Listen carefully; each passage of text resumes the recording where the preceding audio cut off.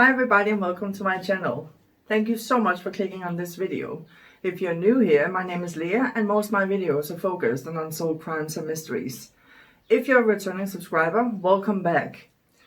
So the case we're going to be talking about today is very old, and I'm sorry, it is very old, but I hope that you will give it a chance and just stay with me.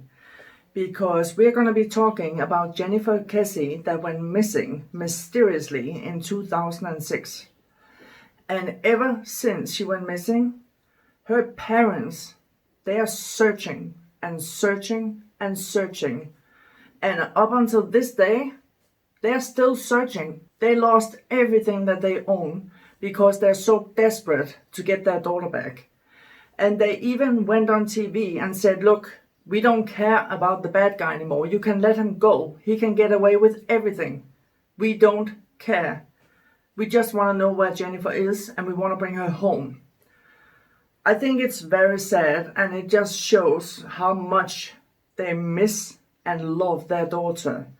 And they're very upset, and they said they just want answers before they pass away themselves. Wow. So I've been looking at this case and I have seen a lot of theories and opinions out there, but I have some completely different opinions. Maybe not completely different, but they're definitely different. And I have some different theories that I want to share with you. So if you're ready, stay with me, don't go anywhere. So if you're ready, let's do this.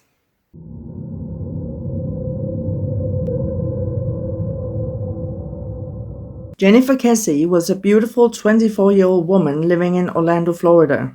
She was known to her friends to be very outgoing, smiling, and she was always happy. She worked at the Central Florida Investment Timeshare Company, where she had just been promoted to finance manager. She was very successful and was very focused on her career. She was thriving and had everything going for her. Jennifer loved to spend time with her friends. They would go to coffee shops, they would go to the gym. She was just very active and very social. Jennifer was in a long-distance relationship with a man named Rob Allen. They had been together for a year and they were very much in love. On January 20th, 2006, Jennifer and Rob went on a trip together to St. Croix in the Caribbean. They had a really good time and enjoyed being together, creating new memories. On January 22nd, 2006, the vacation had come to an end, and they flew back to Fort Lauderdale where Rob lived. Jennifer got up early Monday morning, and at 6 o'clock she got in her car and she drove direct to work. Jennifer was working really hard all day long, and she didn't get off work until 6 p.m. She said goodnight to her boss, see you tomorrow, and she drove back to her apartment. She opened the door to her apartment, put down her suitcase, and at 9:57 p.m. she called her boyfriend Rob. But the conversation didn't last long because Jennifer got into an argument with her boyfriend because she felt like the long distance really took a toll on their relationship. So Rob said that conversation didn't go very well. And that's actually the last time anyone had any contact with Jennifer. Jennifer had made it a habit of calling Rob every morning before she went to work, just to say good morning and wish him a good day. But in the morning of January 24th, 2006, Rob didn't receive any call or text from Jennifer. But he didn't think too much of it because they had a small argument the night before. But when Jennifer also failed to show up for work, all alarm bells went off. After a short while, Jennifer's boss and her co-workers, they started calling and texting Jennifer. But all their calls went straight to voicemail and their text messages was never delivered. They got really worried about her, so Jennifer's boss decided to call Jennifer's parents, Drew and Joyce, and let them know that Jennifer never showed up for work. Jennifer's parents started to call and text Jennifer, but none of the calls were answered and all of the texts, they were never delivered. Jennifer's parents, they lived in Tampa, which was a 1.5 hour drive from Jennifer.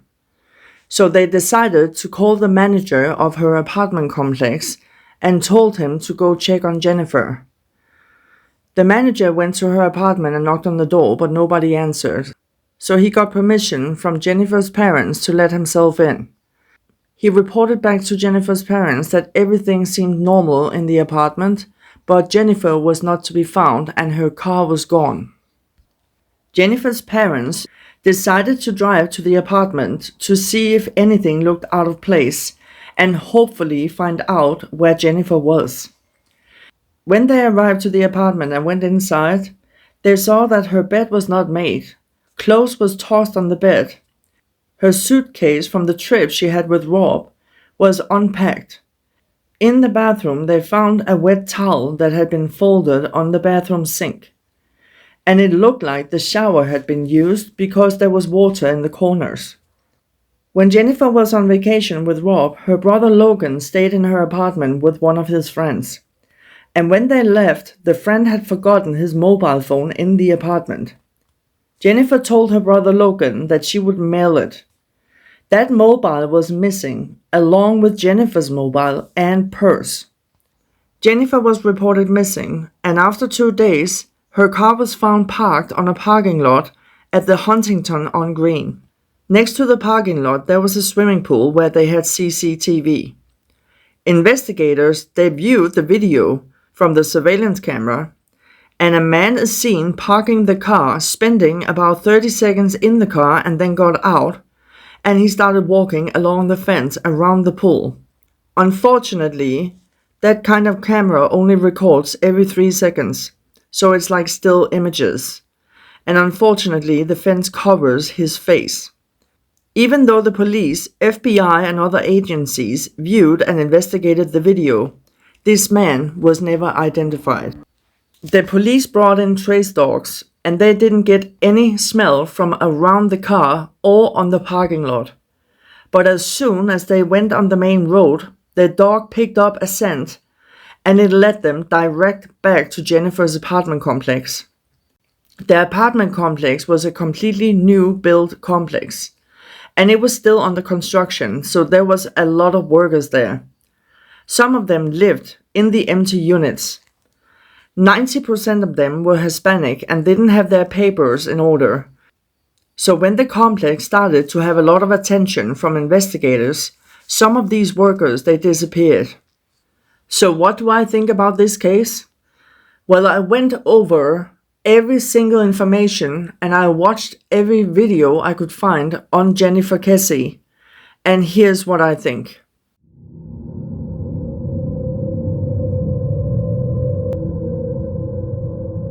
So I'm gonna do my best to give you my thoughts and my theories in order as the story goes, but I am sorry in advance if I skip a bit back and forth. But if we start at the beginning, in her apartment, her parents said they went into her apartment, and I get the impression that Jennifer was a very, tidy person. She liked her things in order, she cleaned up after herself. And when you see the pictures of her apartment from the inside, it actually looks nice, like a woman that cleans up after herself, and she likes when things look nice. But they said it looked like Jennifer must have been in a hurry, because first of all, her bed was not made. On top of her bed, they found clothes that had been tossed on the bed. When they went to the bathroom, they said it looked like the shower had been used because there was water in the corners. There were underwear on the floor, and there was a wet towel that had been folded and put on the sink. And I can't help think this. I know it sounds weird and it can mean absolutely nothing. It can mean everything, and it could also be the parents that did this, but I still want to share it with you. If Jennifer, she was in such a hurry that she didn't have time to make her bed, she didn't have time to put her clothes back in the wardrobe, she didn't even have time to take her underwear from the bathroom floor and put in the hamper. But she took her time to fold a wet towel and put on the sink. And if you look at the towel, there's like a triangle pattern on top of the towel where it looks like a hand had pushed it. It's really strange because I don't know about you guys, but when I come out of the shower, I hang my towel so it can dry. Because when you fold a wet towel like that, and we know Jennifer had some long working hours, so when you fold a wet towel and put it like that, first of all, it's never gonna dry. And second of all, it's gonna have that moldy smell because there's no circulation of air in the towel. So it's just lying there, starting to smell really bad. And I'm thinking, if she was in such a hurry, wouldn't she just have dropped the towel on the floor, just thrown the towel onto the sink? Why take the time to fold a wet towel? And what does that pattern mean on the towel? Why does it look like, like I said, there's like a triangle pattern on the towel, like a hand pushed it like this. It doesn't look like it's folded and just put there. Actually it does, but after, it looked like someone pushed the towel. Don't you think it's strange? And then I want to share something else with you, told by a different woman. But there's a reason I'm explaining this, because it all leads back to Jennifer's case. There was a woman that came forward 3 years after Jennifer went missing. She also lived in that apartment complex. When she came home from work, she could see that someone had been in her apartment. And remember I said that the apartment complex was completely new, so there were still construction workers working there. And sometimes they did go into the apartments to do some work there. They could be like painting or electrics or whatever. But usually they would tell the person living there, so they knew that someone was gonna come to their apartment. But she said sometimes, yeah, they did call and say, we need to do some work in your apartment. But other times, when she came home, she could see that someone had been in her apartment. For an example, she would hoover in the morning, and when she came home, she could see footprints on her carpet. She found a cigarette butt in her plant. There was food missing and soft drinks missing from her fridge. She found things thrown in her bin that she didn't put there. And she kept calling the manager and said, look, someone has been in my house. And he kept saying, no, nobody's been there. And I'm thinking like, he would know if someone went in there to do some work. So that's why he's telling her no one has been in your apartment. But some of these workers, they had those key cards. They called universal key cards. They match most doors so they can get in. I think it's so freaking creepy to come home and you can see that someone has been in your house. I swear to God, what I'm gonna tell you now, if that happened to me, I would have moved out. I get goosebumps just thinking about it. Imagine this. She comes home, she sees footprints on her carpets. And she goes to open the door to her closet, and there's footprints inside her closet.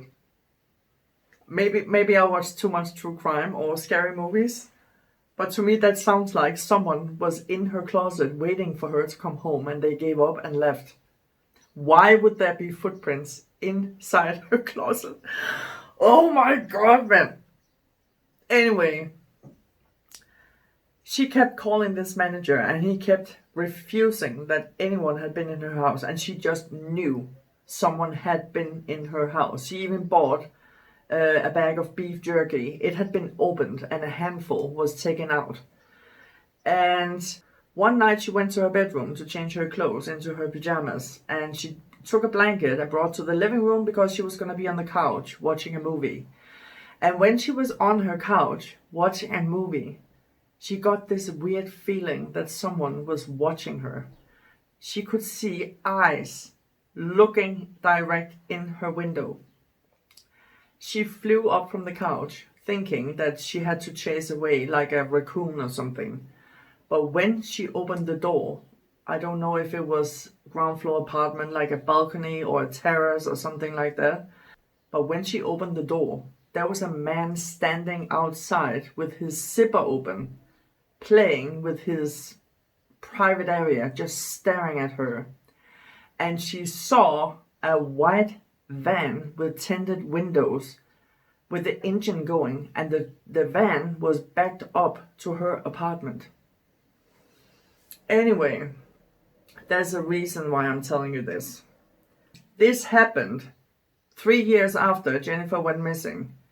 And I don't know if it's related to Jennifer's case, but she found a cigarette butt in her plant, and I actually forgot to tell you, she also found a full cigarette lying by her window. And the reason I'm mentioning this is because when they found Jennifer's car, it looked like there was ashes in her car, and Jennifer didn't smoke. Jennifer, she felt really, really uncomfortable with some of the workers there. She would tell her boyfriend and her parents that sometimes when she came home from work and they saw her, they would actually stop working and just stare at her. She felt so uncomfortable. And when she had work done by these people in her apartment, she would make sure that her front door was open, and she would be on the phone with her parents or her boyfriend. She would never be there alone with them without contact to someone. That's how uncomfortable she felt. I have some different theories and ideas. It's not because I'm contradicting myself. It's just different theories, and I'm thinking, is it possible when Jennifer, she came home from work, that there was someone waiting and hiding either on her balcony or in her closet, and when she went to bed, they came out and attacked her? She was probably in a full panic, and then she thought that the most important thing was get out of that apartment because she didn't want to be stuck in there with him. So she told him that she had a lot of money in her account and they could go to an ATM and she could withdraw a lot of money.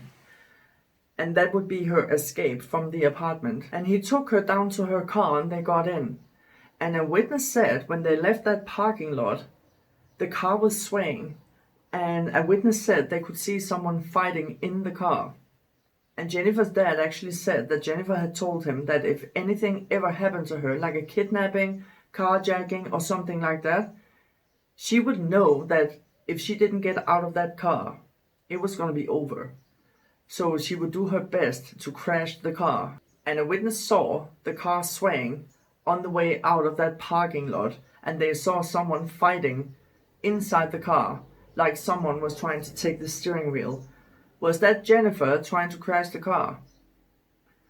And that's probably where this guy realized that Jennifer was playing games with him. She was not going to take him to the ATM. She was going to do her best to escape that car. And that's when he realized that he couldn't trust her and she was not going to do what she promised him. And I don't know, maybe he got angry and snapped. He took her to a remote area, took her out of the car. You can see on the hood of the car that there's marks after fingers. It looks like a struggle. You can see a huge area on the car that's been wiped clean. It looks like a human body had been on top of the car. And you can see 2 areas where there's marks after fingers. It's very disturbing to see, actually. It looks like a huge struggle. And yeah, I don't know. Maybe he assaulted her again there over the hood of the car. And then he did something really bad to her. We don't know. There's also the possibility that if this guy was a hardcore criminal and he had done this many times before, he could have been waiting for her inside her car.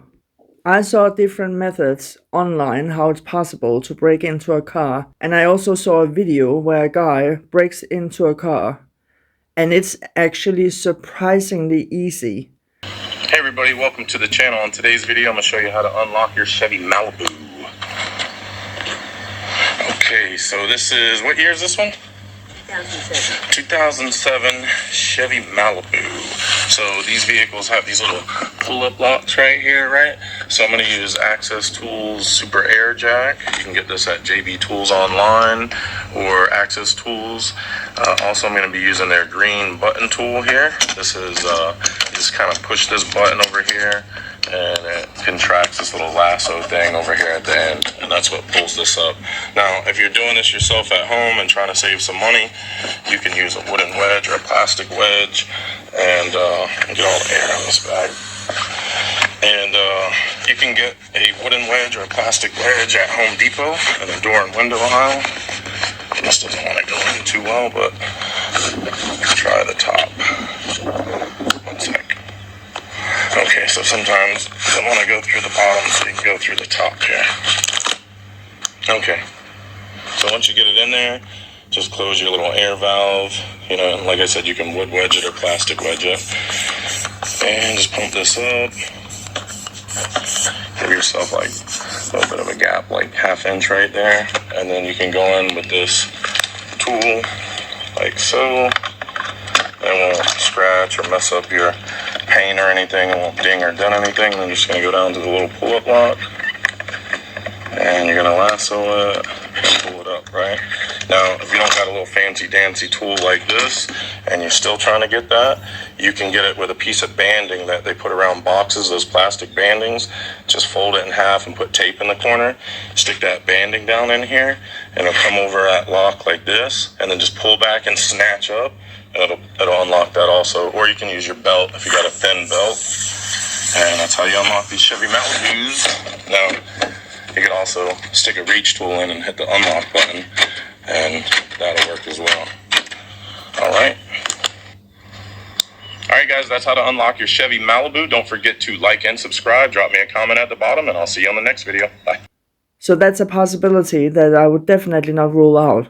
The only thing that makes me doubt that that's what happened is because of the gym ball and the DVD player in the back seat of her car. But actually, you know what? He could have moved it.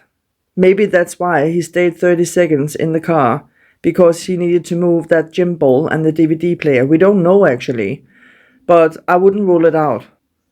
And it could also explain why the car was swaying. If he was hiding in the back seat and she started driving and he grabbed her from behind, that could also explain why the car was swaying. I have a very hard time believing that she was kidnapped by her car in the morning. Jennifer had just come back from a holiday, so he wouldn't have seen her for like 3-4 days. So if he had a plan with Jennifer and he planned this, would he have been standing there all night long or all morning just waiting for her to come out? I think it's very strange. And what about the other people living there? I know there wasn't a lot of people living there because most of the units, they were empty, but there was still people living there. So many people could have come out and seen this guy. It's just, I find it a bit strange. I really find it a bit strange. This guy drives Jennifer's car to the parking lot by the Huntingtonongreen apartment complex area. He stays about 30 seconds inside the car and then gets out, and then he walks along the fence to a swimming pool where you see him disappear. And I'm thinking, when I've been watching that video over and over and over, and he is the luckiest bad guy in the world because you can't see his face because of the fence. This surveillance camera only records or take pictures every 3 seconds, and every time it takes a picture, this guy's face is behind the fence, so you can't see his face. But the thing that I'm wondering is, first of all, this guy doesn't seem stressed at all. He's walking completely normal. He's not looking over his shoulders. He doesn't seem stressed at all. He just looks like a guy that just parked the car and just walked off. This guy just assaulted someone and probably murdered someone.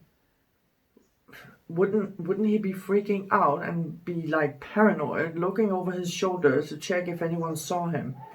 He's walking completely normal and calm, like everything is completely normal. I think it's a little bit strange. And another thing is, let's say that he did plan whatever he did to Jennifer, would he show up in completely white clothes when he's gonna commit a crime? It's very possible that Jennifer, she would definitely put up a fight. She was not just gonna do whatever this guy said. She would be fighting, and she would, in this case, be fighting for her life. So I'm thinking his clothes would have been ripped. Maybe there would be possible blood on his clothes. If he took her to a remote area, there would be dirt on his clothes. His clothes would look completely messy. And I know the video is a bit blurred, but his clothes looks clean. And what about all the items that he stole from Jennifer? There was like, what was it, 2 mobile phones and her briefcase with, was it a laptop or an iPad or something for her work? There were different items that he stole from her that's missing. Where are they? I don't see him carrying anything. So did he go home to change first and left all the stolen items in his home? Where's all the items that he stole, and why is he wearing completely white clothes?